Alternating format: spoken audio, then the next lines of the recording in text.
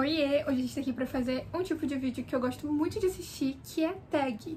E a tag de hoje é: você tem esse livro? E essa tag corresponde a 20 perguntas sobre algum tipo de livro que eu tenha na minha estante. E a primeira pergunta é: você tem um livro infantil? E eu tenho vários livros infantis, principalmente na minha coleção aqui de clássicos Ahá. Gosto muito de livros infantis, acho que são histórias sempre muito válidas pra gente, mas eu trouxe aqui A Princesinha, nessa minha edição da editora Wish, que foi um projeto de apoio coletivo lá do Catarse, e ela é muito linda, olha. E essa edição aqui, ela é... Ai, caiu o marca-páginas. Mas ela é completamente rosa. Ela é rosa até as letras dela. É toda rosa, ela tem fitilho e é muito, muito linda. Esse aqui é o marca-página dela, que tinha caído no chão. Ó, combina com a capa que o livro tem. E sobre essa história eu ainda não li, mas aqui atrás diz o seguinte: a história que encantou milhares de corações. Sara é a prova de que a nobreza nem sempre está atrelada ao nascimento. Deixada sem nenhum bem material após ser comunicada sobre a morte do pai, Sara enfrenta o frio e a fome e, para sobreviver, começa a trabalhar arduamente no internato em que estuda.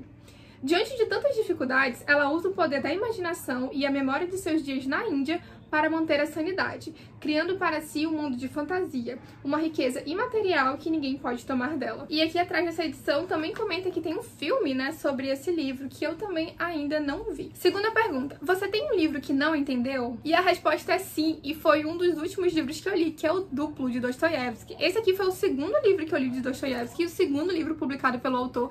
Ainda não tem vídeo aqui no canal justamente porque eu não entendi nada desse livro. E eu estava lendo ele em uma leitura coletiva. E a leitura coletiva sempre agrega muito, porque você tá lendo acompanhado ali de outras pessoas, então você consegue comentar, você consegue dizer o que você não entendeu e outras pessoas complementam, mas mesmo estando em uma leitura conjunta, eu sinto que eu não entendi nem 40% do que tá escrito aqui. Nesse livro a gente vai acompanhar o nosso personagem tendo que lidar com o seu duplo. E é uma vibe bem parecida com o Clube da Luta, então se você já assistiu o Clube da Luta, você tem já uma boa noção do que você vai encontrar aqui. Aqui na contracapa dessa edição da editora 34 diz o seguinte: de fato, o drama do pequeno funcionário que, oprimido pelo contraste entre a imagem que faz de si mesmo e a realidade, passa a enxergar e conviver com seu próprio duplo, que o persegue e ameaça levá-lo à loucura. E é bem isso que a gente vai ter aqui no livro mesmo. E como o personagem também não entende o que está acontecendo, fica ainda mais confuso, porque você tá acompanhando, né, o ponto de vista dele, tem horas que intercala com o narrador em terceira pessoa, e você fica ali perdido, sem entender se ele tá alucinando, se realmente aconteceu. Você não entende de imediato o que é o duplo, então se o duplo realmente existe, se é um irmão gêmeo dele, como chega a se levantar na hipótese, se tá tudo dentro da cabeça dele e ele tá imaginando tudo aquilo. Enfim, eu particularmente não entendi muita coisa desse livro aqui, mas eu ainda não desisti. Ainda tô lendo textos de apoio, ainda tô vendo os vídeos da leitura conjunta e eu espero entender um pouco melhor essa história para trazer um vídeo resenha aqui no canal. Pergunta número 3. Você tem um livro baseado em outra história fictícia? E para essa pergunta eu trouxe Drácula, que ela foi inspirada em O Médico e o Monstro, que eu também li recentemente. E o Drácula foi publicado apenas um ano depois da publicação, né, da primeira publicação de O Médico e o Monstro.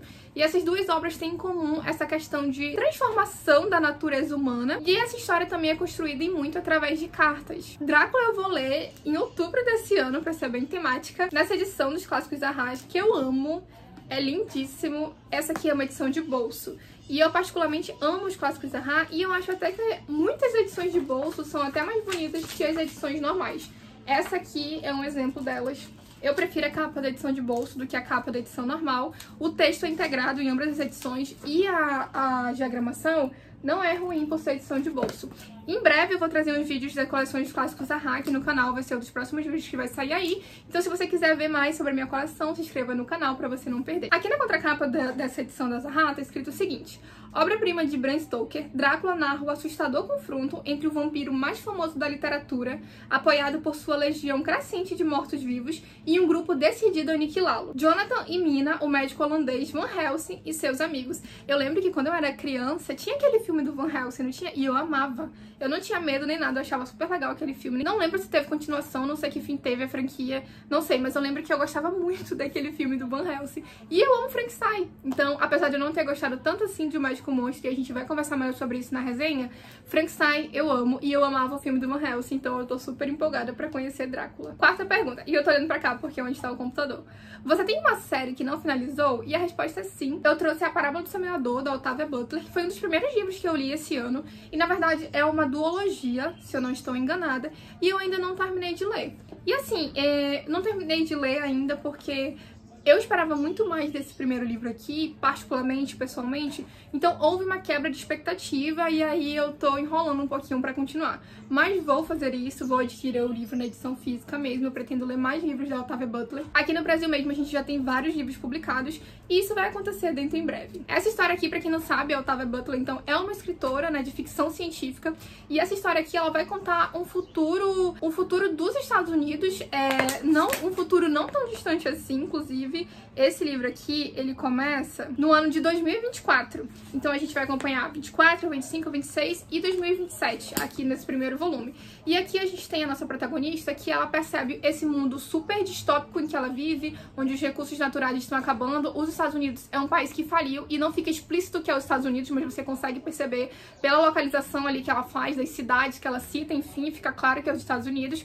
E ele não tem mais recursos naturais, é um país quebrado, então é um país pobre, onde o domínio estatal cresceu absurdamente. Então o governo, ele controla praticamente tudo, se não tudo ali daquela sociedade. As drogas estão muito difundidas, o conflito social tá muito propagado. Existem várias gangues, enfim, as pessoas vivem numa situação horrível. E aqui, uma coisa bem presente também é que a gente tem os bairros murados. Então, como a sociedade vive nesse estado tão caótico, criam-se pequenas populações com o objetivo de se proteger mesmo. E essas populações começam a cercar, né, delimitar aquela área ali em que eles vão chamar de bairro. Então, as ruas vão começando a se fechar para se proteger das gangues e dos perigos urbanos que vivem lá fora, e vai começar a ter os bairros murados. A nossa protagonista mora em um bairro murado desse, e ela é filha de um pastor batista, então sim, a questão religiosa tá muito presente aqui. E a nossa protagonista, embora tenha crescido num lar batista, o pai dela é um pastor, ela tem umas opiniões um pouco diferentes do que seria o Cristo e a ideia de Deus e da igreja que o pai dela apresenta. Então aqui ela vai vivendo todo esse conflito caótico dessa realidade onde ela vive e vai começando a desenvolver a própria religião dela, no que ela acredita que faça mais sentido. A quinta pergunta é: você tem um livro esgotado? E eu acho que não. Eu não me recordo agora, eu procurei, dei uma olhada na minha estante. Eu tenho edições que estão bem difíceis de encontrar, mas você ainda consegue encontrar com certa facilidade em alguns sebos de estante virtual, na internet mesmo, em alguns sites. Então eu não consegui pensar em nenhum livro específico para essa pergunta. Sexta pergunta: você tem um livro em edição de bolso? E sim, como eu falei, eu sou apaixonada pela edição de bolso dos clássicos Ahá. Tem alguns livros da Companhia de Bolso também, mas eu trouxe um pouco diferente aqui, que é Como Cultivar uma Vida de Leitura, do C.S. Lewis. E esse livro aqui é da Thomas Nelson e ele é lindíssimo. Ele é uma edição de bolso, mas ele é belíssimo. Ó, esse livro aqui eu também ainda não li. Ele tem essa diagramação diferentona, mas super confortável de ser lida. Tem notas de rodapé. Aqui atrás, nessa edição da Thomas Nelson, diz o seguinte: em Como Cultivar uma Vida de Leitura, coletânea encantadora que reúne escritos do abrangente acervo literário de Lewis, o respeitado professor e autor best-seller reflete sobre o poder, a importância e a alegria de uma vida dedicada aos livros. Esta coleção revela o que o próprio Lewis tanto amava na leitura e o que significa aprender por meio da literatura. Então acho que para quem gosta e tem o prazer de ler, acho que esse livro é incrível nessa troca de experiência entre leitores. Principalmente quando o leitor que você está conversando é o C.S. Lewis. Pergunta número 7. Você tem um livro escrito por um autor usando pseudônimo? E sim, George Orwell, para quem não sabe, e muita gente não sabe, é um pseudônimo, né? O autor de A Revolução dos Bichos, 1984 e tantos outros livros também, na verdade, se chama Eric Arthur Blair. E George Orwell é o pseudônimo que ele usava. Inclusive, outra coisa também de George Orwell que muita gente não sabe é que o termo Guerra Fria foi cunhado pelo autor também. Então a primeira pessoa que tem esse George Orwell era um jornalista que atribuiu o termo Guerra Fria para o conflito que estava vivendo entre a antiga União Soviética e os Estados Unidos. Foi George Orwell. Oitava pergunta: você tem um livro ilustrado? E eu também tenho alguns livros ilustrados, mas eu trouxe aqui Coraline, do Neil Gaiman, nessa edição da Intrínseca, que é lindíssima. É capa dura, tem fitilho, e é um livro bem ilustrado e bem nesses tons, assim, de roxo. E é difícil a gente ver um livro da Intrínseca assim, né? Mas esse aqui, eles fizeram com uma edição maravilhosa.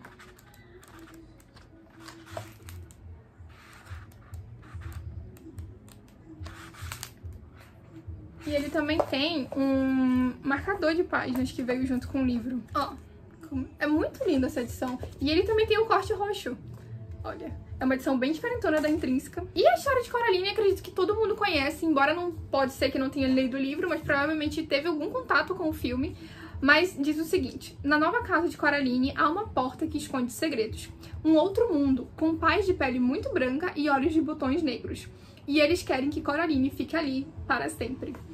Pergunta número 9. Você tem um livro que nunca ouviu falar antes? E eu fiquei pensando por um tempo nessa pergunta, porque geralmente quando eu compro livros ou eu ganho livros, são livros específicos que eu quero muito.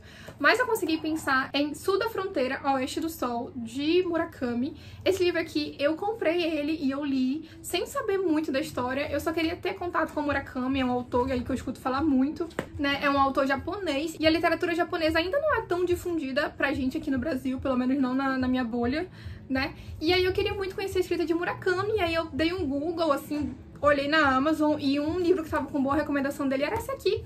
E aí foi o primeiro que eu comprei, né, pra conhecer o autor, e eu não gostei nada desse livro. Na verdade, eu detestei esse livro.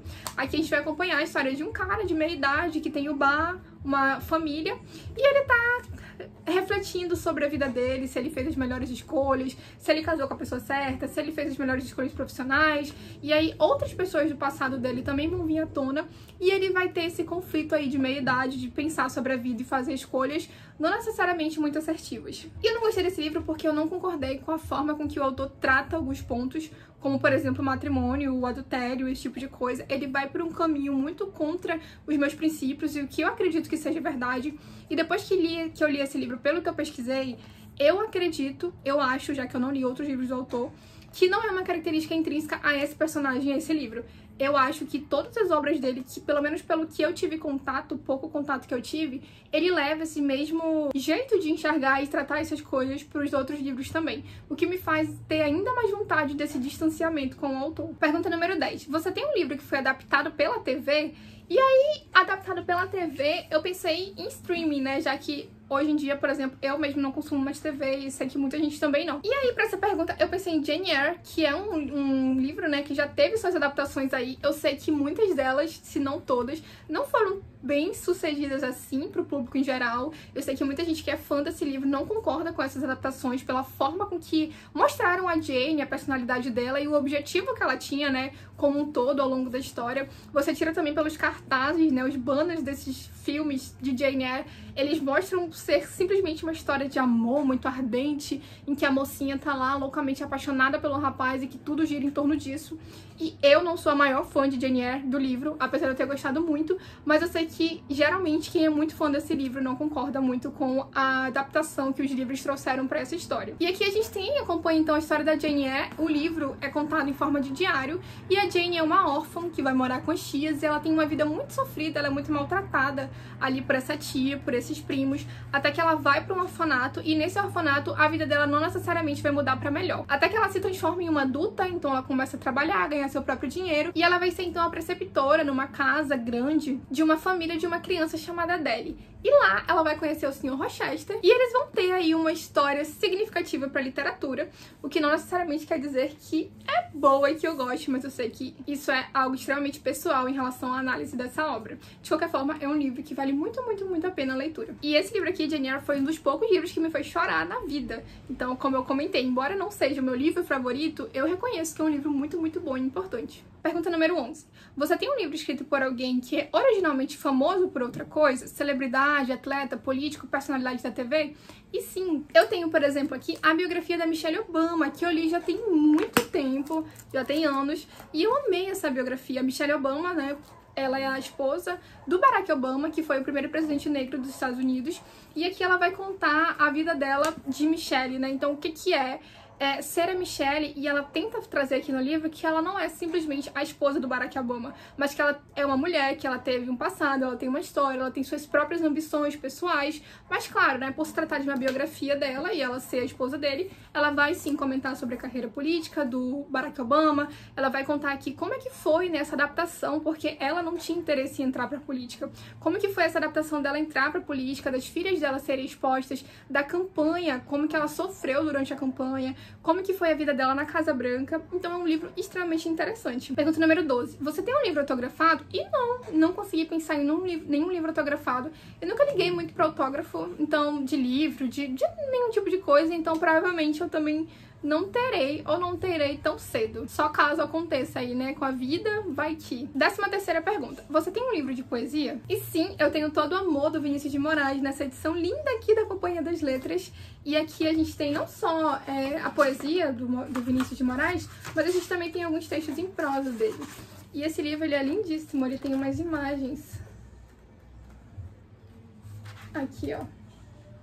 No meio mesmo dos textos. Aí tem poemas. Ó. E o Vinícius de Moraes é autor de um dos meus poemas favoritos, que é Sonetos da Felicidade. 14ª pergunta. Você tem um livro com selo de prêmio? E eu não entendi muito essa pergunta, mas eu acredito que esteja se referindo a edições de luxo, né?